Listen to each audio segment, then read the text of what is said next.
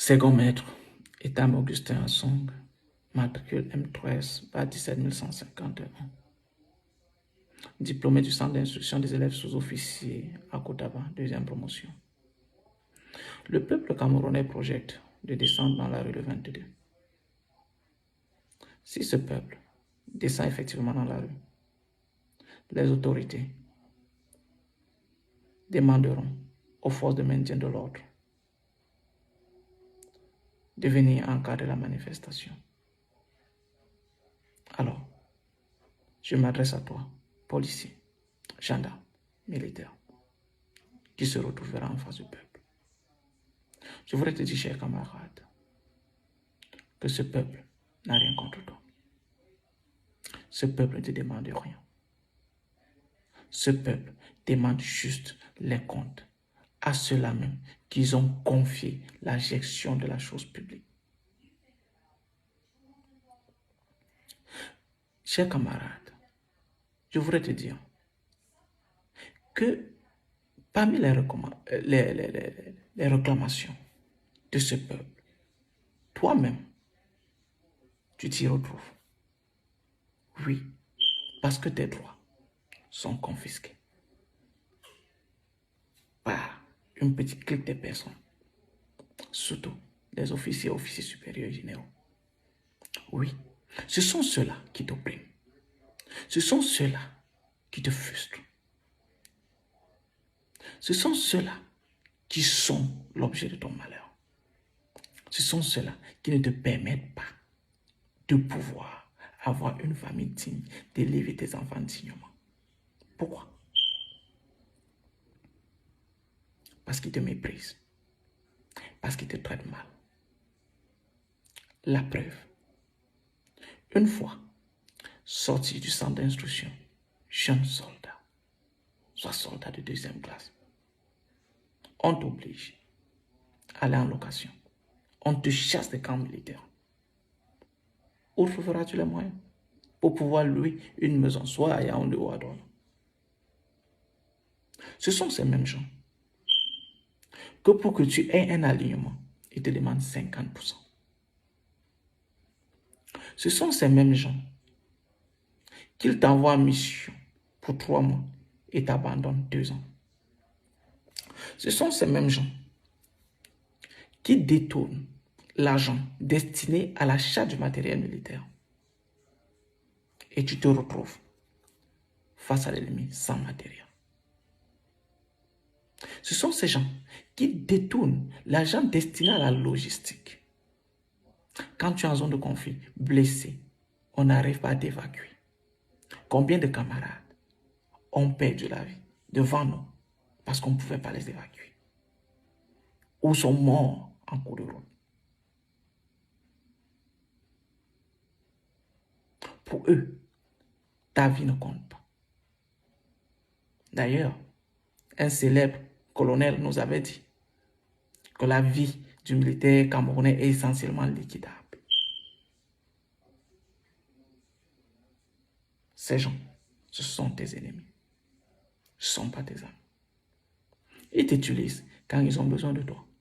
Une fois qu'ils ont fini avec toi, ils t'abandonnent. Que sont devenus nos anciens? Qui ont lutté, qui ont donné même de leur vie pour la récupération de la presqu'île de Bakassi. Pour ceux qui ont perdu leur vie, que sont devenus leurs enfants? Que sont devenus les femmes? Et pour ceux qui sont encore vivants, qui sont même déjà en train d'aller en retraite, qu'est-ce qu'on a fait pour eux? Pourtant, quand ils combattaient dans la presqu'île de Bakassi, leur prime, ce qu'ils nous ont dit, s'élevait à 30 000. Mais on leur remettait 3 000. Oui, parce que ces détournements ont commencé depuis fort longtemps. Comme toi aujourd'hui, ta prime s'élève à 90 000, on te remet 30. Ces anciens avaient droit à 30 000, on leur remettait 3 000. Voilà ton ennemi. Tu sais comment on ne confond pas ta cible? Ce n'est pas le peuple qui est ton ennemi. Ton ennemi, c'est celui-là qui te demande 50% des soins Pourtant, tu es blessé en zone de conflit. Oui, tu défends ta nation, tu es blessé et pour qu'on te soigne, on te demande 50%. Ton ennemi, c'est celui-là qui ne va jamais t'évacuer parce que tu es personnel non officier. Même si ton cas mérite une évacuation sanitaire. Ton ennemi, ce sont ces gens-là qui sont assis dans les bureaux et te demandent de l'argent, de monnayer un stage. Pourtant, tu en as droit.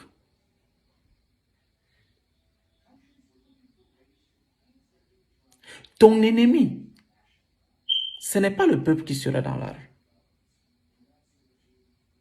Ton ennemi, c'est ces gens-là qui te donnent des ordres. Une fois que ça tourne mal, ils t'abandonnent. Ils se lavent les mains. Souviens-toi des événements du Nord. Souviens-toi d'un gars. Oui, quand ils ont la pression nationale et internationale, il leur faut le bouc émissaire. Ils ne cherchent pas loin. C'est le personnel non officier. C'est quartier maître, caporal, c'est gens, c'est comme ça. Ils sont deux. Ton ennemi, c'est celui-là qui ne te donne pas la prime de risque. Mais pourtant, lui, qui ne fait pas la guerre, a la prime de risque. Oui, c'est lui ton ennemi. Ton ennemi, c'est celui-là qui, en zone de conflit, pour ceux qui sont adjudants et adjudants-chefs, on leur donne le titre de chef de section quand ils sont au front. Et quand ils reviennent dans les casernements, ils ne sont pas chefs de section. Et ils ne reçoivent pas la prime. Oui, puisqu'ils vous demandent de faire le travail. Eux, ils sont dans les postes de commandement. Ils sont au Yahoo. C'est celui-là qui est ton ennemi. Celui qui n'a besoin de toi quand il est en situation. Une fois qu'il finit d'utiliser, il t'abandonne. Ton ennemi, c'est celui-là qui te donne une seule tenue, le 20 mai, et te demande de t'habiller H24 en tenue sur toute l'année. Le reste, tu gères, tu achètes si tu veux. Ton ennemi, c'est celui-là qui confisque même la prime du défilé du 20 mai. Certains corps reçoivent, d'autres ne reçoivent pas. On te dit, la réclamation est permise qu'après exécution. Une fois que tu as exécuté, basta, on oublie. Quand vous voulez lever la tête, on coupe. Vous vous réunissez, on dit rébellion.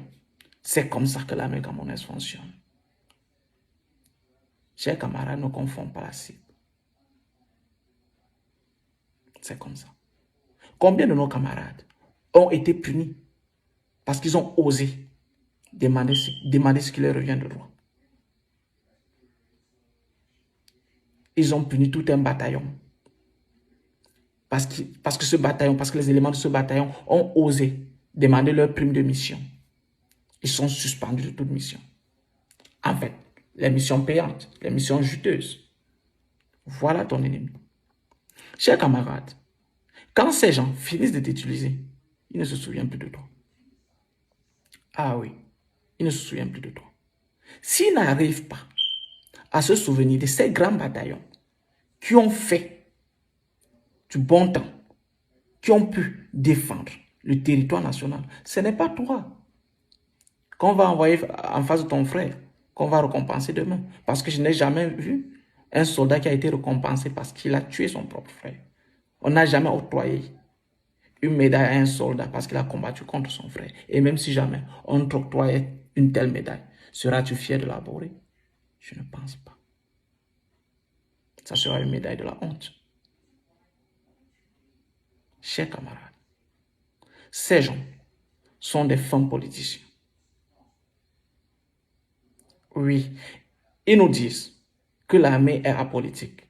Mais eux, le pyjama, c'est la tenue du RDPC.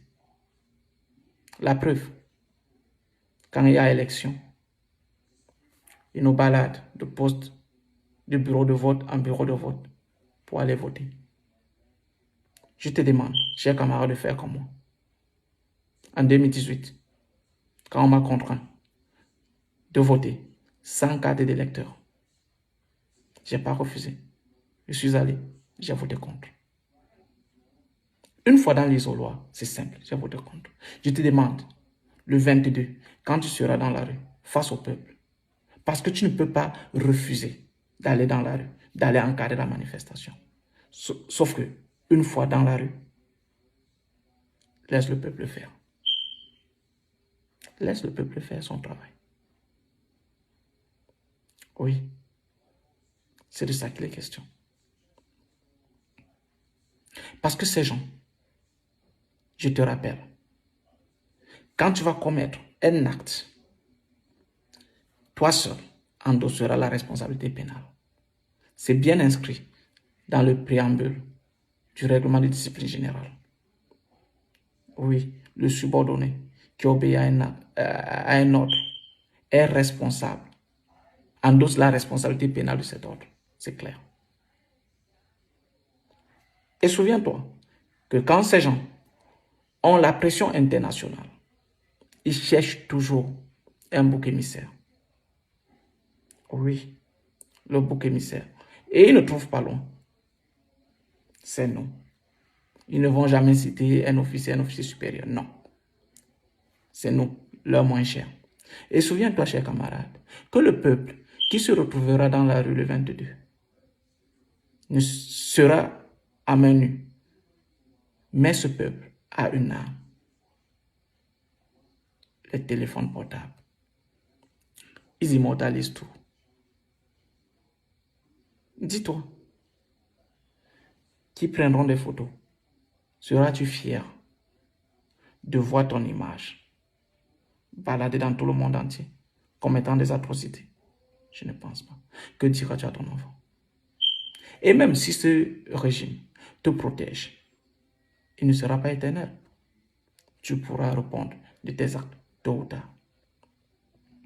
Chers camarades, ne confonds pas ta cible.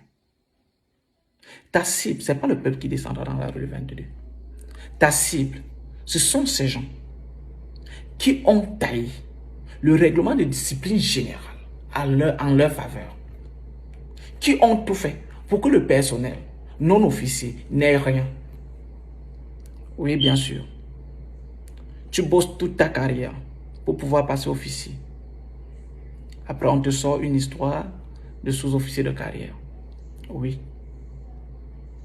Je connais des anciens qui ont déjà passé plus de 12 ans dans le même galon d'adjudant-chef parce que le règlement est contre eux. Tu as eu tous tes diplômes militaires. Est-ce que sous-officier de carrière est un diplôme? Dans quelle école l'obtient? Qu'on me dise. Dans l'école où on obtient je ne sais pas si c'est un diplôme ou l'attestation de sous-officier de carrière. Ils le font savamment pour prendre qui ils veulent. Et comme c'est une armée de mafia, une armée corrompue, alors ils prennent les privilégiés. Quand tu n'es pas dans leur réseau, basta, tu es de côté. C'est comme ça que ça fonctionne. Sache, chers camarades, que ces gens ne sont pas tes amis. Eux-mêmes, ils le disent. Ils disent, le seul mot qu'ils savent bien dire en anglais, officer na God. C'est ça. L'officier, c'est Dieu chez eux. Ça veut dire, toi, tu n'es rien. Tu n'es rien. Absolument rien. Chers camarades, nous avons tous besoin de ce changement. Parce que si le peuple obtient ce changement, la réforme se fera partout, même à l'intérieur de l'armée. Plus rien ne sera comme avant. Oui. Tout sera basé sur le mérite. Tu n'auras plus besoin de négocier pour aller effectuer une mission payante. Bien sûr. C'est injuste. Chers camarades, je connais tes frustrations. Je connais ce que tu traverses. Je te le répète, ce n'est pas le peuple qui est à l'origine de ton malheur. Ce n'est pas le peuple qui est responsable de ce que tu vis. C'est bien ce gouvernement. Une fois dans la rue le 22, sois du bon côté. Soit tu choisis de continuer à souffrir, soit tu fais le choix du changement. Rendez-vous le 22. Je compte sur toi.